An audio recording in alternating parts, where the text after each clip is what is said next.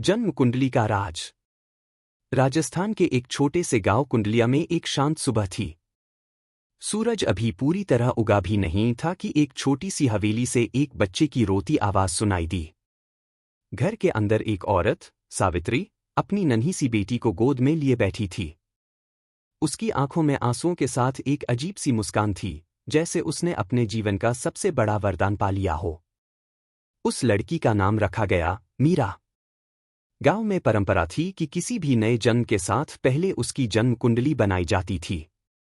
इस काम के लिए गांव के सबसे पुराने ज्योतिषी आचार्य देवनाथ को बुलाया गया। लोग कहते थे कि उन्होंने राजाओं की कुंडली देखी है, देवियों के सपने समझे हैं।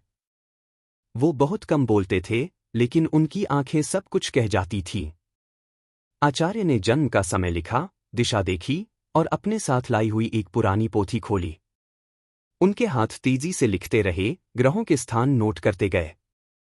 लेकिन जैसे जैसे कुंडली बनाते गए, उनका चेहरा बदलने लगा। पहले वो थोड़ा रुके, फिर लिखना बंद कर दिया और फिर उस पोथी को बंद करके गहरी सांस ली। सावित्री ने घबरा कर पूछा, क्या हुआ आचार्य जी? सब ठीक तो है ना? देवनाथ ने कुछ देर तक कुछ नहीं कहा। फिर उन्होंने धीरे से कहा, यह सामान्य कुंडली नहीं है। इस बच्ची के ग्रहों का स्थान कुछ अलग है। इसके जन्म के समय राहु और केतु एक सीधी रेखा में थे। इस पर काल सर्प योग का प्रभाव है। सावित्री ने कुछ समझा नहीं। आचार्य जी, इसका मतलब? आचार्य ने उसकी तरफ देखा। या तो यह लड़की कुछ ऐसा करेगी जो इस धरती पर छाप छोड़ जाएगा, या फिर इसका जीवन दुखों का चक्रव्यूह बन जाएगा। ऐसी कुंडली मैंने अपने जीवन में बहुत कम देखी है। सावित्री ने यह बात एक मां के रूप में सुनी, एक भय के साथ। लेकिन उसके पति ने हमेशा की तरह सब बात को मानकर टाल दिया। यह सब तो होता रहता है। कुंडली वुंडली के चक्कर में नहीं पड़ना चाहिए। मीरा सिर्फ एक बच्ची है, बस बच्चों की तरह पलने दो। मीरा बढ़ने लगी। सब कुछ सामान्य था, लेकिन कुछ चीजें छिपी हुई सी थीं।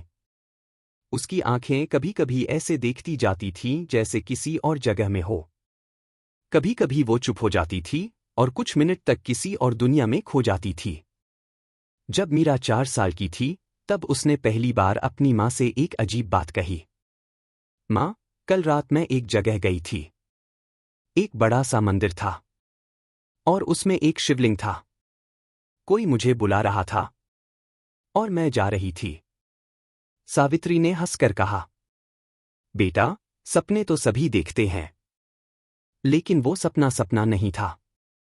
3 महीने बाद गांव के पास एक पुराने पोखर के किनारे जमीन खोदने पर एक प्राचीन शिव मंदिर निकला, बिल्कुल वैसा ही जैसा मीरा ने कहा था।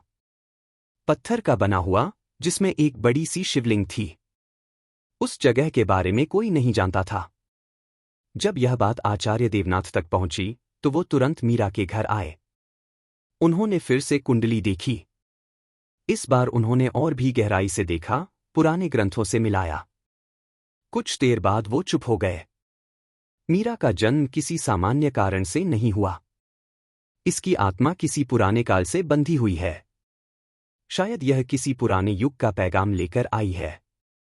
इस कुंडली में कुछ छुपा हुआ है, एक राज जो समय के साथ ही खुलेगा। मीरा अभी सिर्फ एक छोटी सी लड़की थी। उसे नहीं पता था कि उसकी कुंडली, उसका जन्म और उसके सपने उसके जीवन का एक ऐसा रास्ता तय कर रहे हैं, जिसमें वो अपना ही सच पहचानेगी और शायद दुनिया का भी।